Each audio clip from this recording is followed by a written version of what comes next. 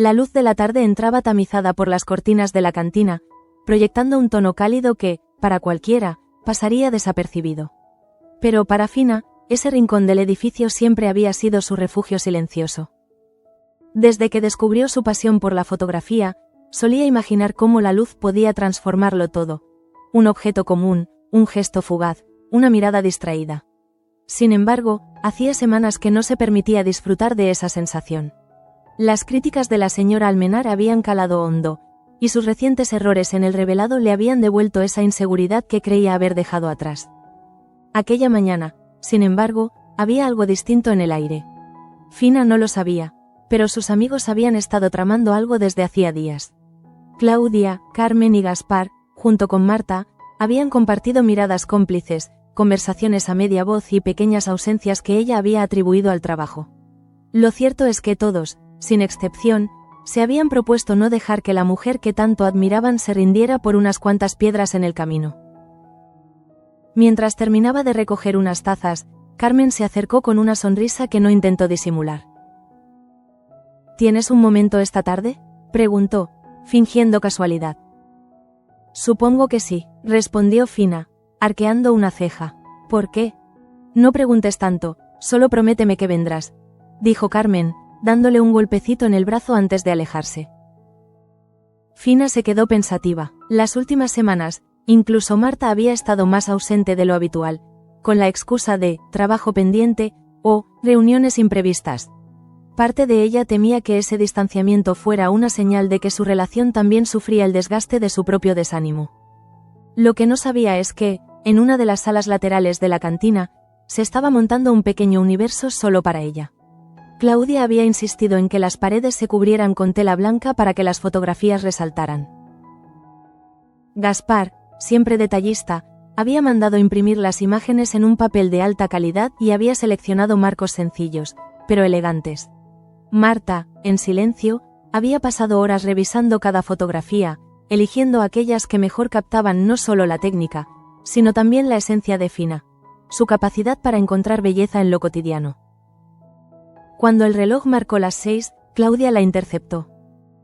«Ven conmigo», su tono no admitía discusión. Fina la siguió por el pasillo, sintiendo cómo cada paso la alejaba del bullicio habitual y la acercaba a un silencio expectante. Al abrir la puerta, lo primero que vio fueron sus propias fotos colgadas con cuidado, iluminadas por focos suaves que hacían que cada imagen pareciera una ventana abierta a otro mundo. Sus manos temblaron. ¿Qué es todo esto?, murmuró, incapaz de apartar la vista. «Es tu trabajo, Fina», respondió Marta, acercándose. «Tu talento, lo que eres capaz de crear cuando crees en ti misma». Claudia añadió, con una calidez que desarmaba. «No vamos a dejar que te rindas, esto es para que recuerdes por qué empezaste». Fina sintió un nudo en la garganta.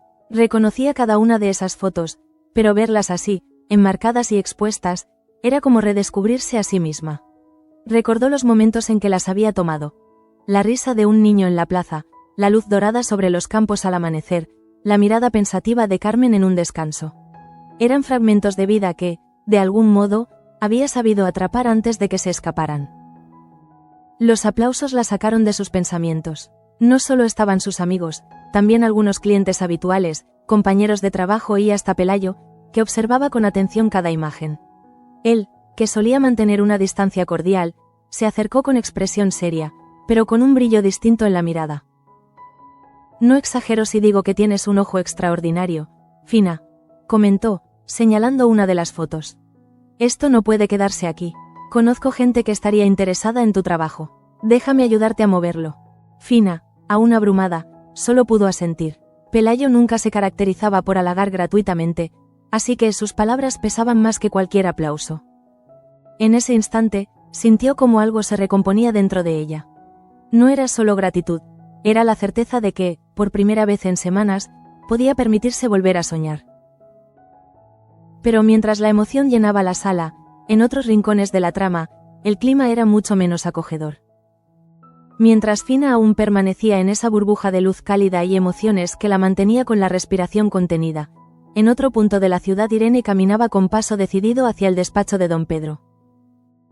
Cada vez que pensaba en él, sentía una mezcla incómoda de respeto y recelo, una tensión que se había intensificado desde que percibió sus insinuaciones en contra de Damián.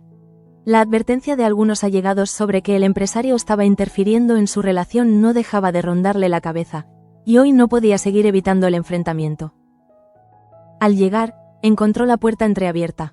Luz estaba dentro, con una expresión que delataba que había estado escuchando algo importante. La doctora Borrell salió rápidamente, esquivando la mirada de Irene, pero Irene, que no era ingenua, captó ese destello de incomodidad. Sin pedir permiso, entró y cerró la puerta tras ella. Don Pedro, sentado tras su escritorio, levantó la vista con una sonrisa demasiado medida. Irene, siempre es un placer verte. Prefiero ir al grano, respondió ella, con voz firme. ¿Qué pretendes exactamente?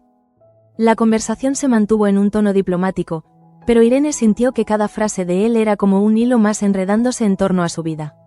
Afuera, Luz se detuvo unos segundos, dudando si debía volver a entrar. El peso de lo que le había confesado don Pedro, su cáncer terminal, la estaba consumiendo. Él le había pedido guardar el secreto, y la lealtad profesional se imponía, pero ver a Irene frente a él, sin saber lo que pasaba, le provocaba un nudo en el estómago. Esa tensión se trasladaba también a la fábrica, donde Tasio y Andrés revisaban el contenido de una taquilla con la meticulosidad de quien busca un cabo suelto. En el fondo, casi escondida, encontraron una llave que reconocieron de inmediato. Pertenecía al laboratorio. El hallazgo los dejó intercambiando miradas cargadas de sospecha. «Es de Remedios», dijo Tasio, como si eso fuera suficiente para encender todas las alarmas. «Puede que sí, o que alguien la haya puesto ahí», respondió Andrés, con cautela. Pese a las reservas de Andrés, la noticia llegó rápidamente a oídos de Damián, que no dudó en informar a la Guardia Civil. Lo hizo con tal convicción que dejó claro para todos que, a su juicio, Remedios era culpable. El murmullo en la fábrica se propagó como pólvora. Había quienes creían en su culpabilidad y otros, como Begoña, que se mostraban convencidos de que era una trampa. En la sala de descanso, Begoña buscó a Andrés. «No podemos dejar que esto se quede así. Si de verdad la están acusando sin pruebas, tenemos que movernos». Él asintió, sintiendo que aquel caso ya no era solo una investigación, sino una lucha directa contra la forma en que su padre manejaba la justicia interna. En paralelo, la tensión crecía en casa de Gemma. Su preocupación por Teo no hacía más que aumentar y su decisión fue drástica. Pidió a Raúl que se alejara del niño. «Su comportamiento ha cambiado desde que pasa tiempo contigo», les soltó, sin filtro. Raúl, sorprendido y dolido, intentó explicarse, pero la desconfianza de Gemma era más fuerte. No sería hasta más tarde, al hablar directamente con Teo, que descubriría la verdad. El pequeño sufría acoso escolar. No robaba por influencia de nadie. Las ausencias y el nerviosismo tenían otra raíz, mucho más dolorosa. Mientras tanto, en un café discreto, Damián se reunía con José. Era un encuentro incómodo, dos hombres que compartían un pasado ligado a la misma mujer, Irene, y que sabían que cualquier palabra podía tener doble filo. «No he venido para herir a Irene ni a Cristina», dijo José, con firmeza. «No estoy aquí para jugar a tu guerra». Damián lo escuchó, pero sus pensamientos estaban en otro sitio. La sombra de Gabriel se alargaba sobre la familia, y aunque no podía verlo todo, empezaba a intuir que las piezas se movían sin que él tuviera control. Esa intuición era certera. En otro lugar, Gabriel se inclinaba hacia María, con una sonrisa contenida que mezclaba determinación y cinismo. «Estoy listo para destruirlos», confesó, como quien anuncia el inicio de una partida que lleva tiempo planeando. María lo observó, intentando descifrar hasta dónde estaba dispuesto a llegar. Ella sabía que, cuando Gabriel se marcaba un objetivo, no había vuelta atrás. La tarde caía, y mientras la cantina seguía siendo un rincón de celebración para Fina, en los demás frentes la atmósfera se volvía cada vez más densa, como si todos caminaran hacia una tormenta que ninguno podía evitar. En la cantina, el murmullo de las conversaciones se mezclaba con el suave golpeteo de copas brindando. La exposición de Fina ya había atraído a curiosos que no eran habituales del lugar.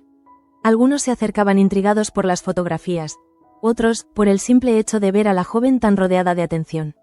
Marta, siempre atenta, se mantenía cerca de ella, como si quisiera absorber cada segundo de esa felicidad que tanto había echado de menos. Nunca pensé que podría ver mis fotos así, dijo Fina, con la voz entrecortada, mientras observaba una imagen en la que un rayo de luz se colaba entre las ramas de un árbol, bañando de dorado la figura de una anciana sentada en un banco. Es tu mirada, Fina, respondió Marta. Eres capaz de ver lo que otros pasan por alto. Claudia se acercó con una copa de vino. Y lo mejor es que esto solo es el principio. Pelayo ya me ha dicho que quiere hablar contigo mañana. La mención de Pelayo la puso nerviosa. Aunque su gesto y sus palabras habían sido sinceras, la idea de que alguien con su influencia se fijara en ella le generaba una presión que no estaba segura de saber manejar. Sin embargo, al mirar alrededor y ver a Carmen conversando animadamente con Gaspar, sintió que no estaba sola en esto. Mientras tanto, en la fábrica, el ambiente era todo lo contrario. La Guardia Civil había estado rondando por las instalaciones después de la llamada de Damián, y Remedios, visiblemente afectada, negaba una y otra vez cualquier implicación. Yo no tengo nada que ver, Andrés, insistió, agarrándole del brazo. Esa llave no es mía. Te creo, respondió él, con firmeza, y voy a demostrarlo. Pero Damián no estaba dispuesto a recular. Para él, las pruebas eran más que suficientes. En la sala de juntas, con varios supervisores presentes, expuso su argumento con la seguridad de quien está acostumbrado a que su palabra pese más que la de cualquiera. Aquí no hay lugar para errores, dijo. La seguridad de la empresa está por encima de todo. Las palabras resonaron como una sentencia. Begoña, que también estaba presente, alzó la voz. ¿Y la justicia, Damián? ¿También está por encima de eso? El cruce de miradas entre ambos dejó claro que la batalla no era solo por Remedios, sino por dos formas opuestas de entender el poder. A poca distancia, en un café discreto, Gabriel revisaba unos documentos mientras María lo observaba con una mezcla de curiosidad y recelo.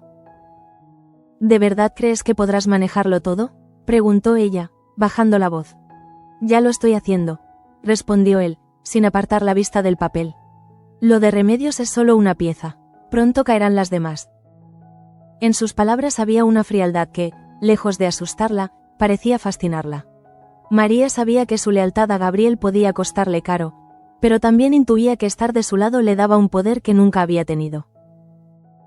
De vuelta en la cantina, el ambiente festivo comenzaba a intensificarse. Pelayo se acercó finalmente a Fina. He hablado con un amigo que organiza eventos culturales, dijo, quiere incluir tu trabajo en una muestra colectiva el mes que viene. Fina sintió cómo su corazón se aceleraba. ¿En serio? En serio, pero tendrás que preparar una serie nueva, algo que te represente. La idea la asustaba y la emocionaba a partes iguales. Recordó cada crítica recibida, cada momento en que estuvo a punto de abandonar, y se prometió que esta vez no se dejaría derrumbar. Al otro lado de la ciudad, Gemma volvía a casa después de una conversación larga y dura con el director del colegio de Teo. Supo por fin la verdad. Su hijo había estado soportando burlas y empujones, y el supuesto dinero perdido era en realidad un intento desesperado de comprar la aceptación de otros niños. La culpa la golpeó de lleno. Sin esperar a que Raúl se lo reprochara, fue a buscarlo. Me equivoqué contigo, admitió. Teo necesita gente que lo apoye, y tú eres uno de ellos. Raúl, sorprendido, solo asintió. No necesitaba escuchar disculpas elaboradas, le bastaba con saber que el niño ya no estaría solo. En el despacho de don Pedro, Luz revisaba unos análisis médicos que confirmaban lo que él ya sabía. El tiempo jugaba en su contra. Si alguien más pregunta, no diré nada, prometió ella. Pero deberías pensar en lo que quieres dejar resuelto. Lo tengo muy claro, doctora, respondió él, con una sombra de sonrisa. Y créame, no todos estarán contentos. La sensación era que cada personaje, desde Fina con su inesperado renacer hasta Gabriel con sus intrigas, estaba caminando hacia un punto de no retorno. Y la noche aún no había caído del todo. La noche había caído sobre el pueblo, y la cantina, que durante la tarde había sido escenario de una celebración íntima y luminosa, ahora se mantenía en un silencio reposado. Fina, aún con la sonrisa marcada en el rostro, ayudaba a Marta a recoger algunos marcos que no se habían podido colgar por falta de espacio. El brillo en sus ojos delataba que algo había cambiado en su interior. La inseguridad que la había acompañado durante semanas se había disipado lo suficiente como para dejar entrar de nuevo una chispa de ambición. No sabes lo que esto significa para mí, dijo, doblando con cuidado un paño que había cubierto parte de la mesa de exposición. Claro que lo sé, respondió Marta, con un tono lleno de ternura. Por eso lo hicimos. Pelayo, que había vuelto brevemente para despedirse, dejó sobre la barra una tarjeta con un número escrito a mano. Llama mañana, es un contacto que puede abrirte más puertas de las que imaginas. No lo desaproveches. Fina tomó la tarjeta como quien recibe una llave para algo mucho más grande. No se lo dijo a nadie, pero en su mente ya empezaba a imaginar qué serie de fotografías podría preparar para esa muestra colectiva que Pelayo le había mencionado. Mientras tanto, en la fábrica, la tensión no se había disipado con la caída del sol. Andrés se había quedado revisando el inventario del laboratorio, intentando encontrar cualquier irregularidad que pudiera demostrar que la llave hallada en la taquilla de remedios era una trampa. Sus pasos resonaban en el pasillo vacío cuando escuchó una voz detrás de él. Era Begoña. No puedo dejar de pensar en cómo te miraba tu padre esta mañana, comentó, cruzándose de brazos. Como si estuvieras traicionando a la familia. No es traición defender la verdad, respondió Andrés, sin mirarla. Es más traición cerrar los ojos. Ambos sabían que enfrentarse a Damián no era un juego. El patriarca estaba acostumbrado a que su autoridad se respetara sin cuestionamientos, y las confrontaciones públicas con él dejaban heridas que no siempre se cerraban. En el despacho de Damián, la conversación con José había dejado un pozo amargo. No porque José hubiera dicho algo ofensivo, sino porque sus palabras eran irrefutables. No estaba allí para entrar en guerras ni para manipular a Irene o a Cristina. Sin embargo, Damián percibía que el simple hecho de que José estuviera cerca alteraba un equilibrio que él consideraba suyo. Gabriel, por su parte, avanzaba con pasos calculados. Esa noche recibió a María en su apartamento, lejos de miradas indiscretas. Extendió sobre la mesa un esquema con flechas, nombres y fechas. Cada pieza está en su lugar, dijo, con una calma escalofriante. Lo de remedios distraerá a Andrés y a Begoña el tiempo suficiente. Cuando intenten limpiar su nombre, ya será demasiado tarde. María lo observaba, sabiendo que se encontraba ante un hombre que no temía quemar todos los puentes. Parte de ella admiraba esa determinación. Otra parte, más silenciosa, empezaba a preguntarse qué pasaría si algún día ella se interpusiera en su camino. En casa de Gema, Teo dormía profundamente después de días de insomnio disimulado. Gema se sentó junto a la cama, acariciándole el pelo, con el peso de la culpa oprimiéndole el pecho. Raúl, desde el umbral, no dijo nada. El silencio que compartieron no era incómodo, era el de quienes han pasado por un conflicto y, aunque no han olvidado, han decidido seguir adelante. Luz, en cambio, no lograba dormir. La confesión de don Pedro sobre su enfermedad le martilleaba en la cabeza. No era solo el secreto lo que le inquietaba, sino la sensación de que él planeaba utilizar esa información como parte de una estrategia más amplia. Había algo en su mirada, en su forma de hablar, que indicaba que sus últimos movimientos serían tan calculados como los de Gabriel, aunque con fines distintos. En ese instante, cada personaje parecía sostener una pieza clave de un puzzle que nadie podía ver completo. Fina, con su inesperada proyección hacia un futuro prometedor. Andrés y Begoña, decididos a limpiar el nombre de remedios. Damián, atrapado entre lealtades y sospechas. Gabriel, maniobrando en las sombras. Y don Pedro, aferrándose a un plan que solo él conocía. Y aunque la noche ofrecía un respiro momentáneo, la sensación era clara. Lo que estaba por venir sería más grande y más intenso que cualquier cosa vivida hasta ahora. La mañana siguiente amaneció con un aire distinto para algunos, y con una presión insoportable para otros. En la cantina, Fina llegó temprano, con la tarjeta de Pelayo en el bolsillo y una mezcla de nervios y expectación latiéndole en el pecho. Marta, que la acompañó, no dejaba de mirarla como si quisiera grabarse ese momento en la memoria. Apenas abrieron, Pelayo entró con paso firme y un tono más directo que la noche anterior. He hablado con mi contacto, anunció, quiere reunirse contigo esta misma semana. Está organizando una muestra en Toledo y quiere incluir una serie de fotógrafos emergentes. Si aceptas, tendrás que preparar una colección inédita en menos de un mes. Fina sintió cómo se le aceleraba el pulso. La inseguridad intentó abrirse paso, pero la imagen de la exposición improvisada en la cantina, con todos sus amigos apoyándola, le dio el impulso necesario. Acepto, respondió, sin titubeos. Pelayo asintió, satisfecho. Sabía que lo que acababa de ofrecerle no solo era una oportunidad, sino también una prueba de carácter.